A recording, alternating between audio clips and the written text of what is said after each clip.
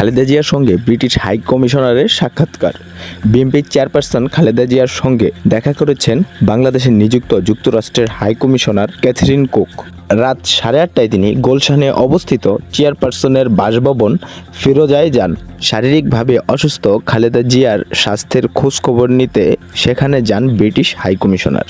এ সময় খালেদা জিয়ার পাশে উপস্থিত ছিলেন বিএনপির স্থায়ী কমিটির সদস্য ও তার ব্যক্তিগত চিকিৎসক ডক্টর এজেএম নাহিদ হোসেন, চেয়ারপারসনের মেডিকেল বোর্ডের চিকিৎসক অধ্যাপক শাহাবুদ্দিন তালুকদার, অধ্যাপক ডক্টর এফএম সিদ্দিকী এবং বিএনপির নেতা তাবিথ আওয়াল।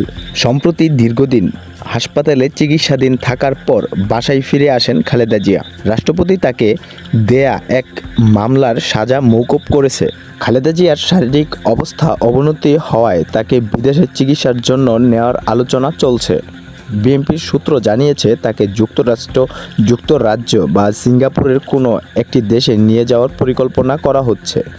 তবে কোন দেশে নেওয়া হবে সে বিষয়ে এখনও আনুষ্ঠানিক কোনো ঘোষণা দেয়নি বিএনপি।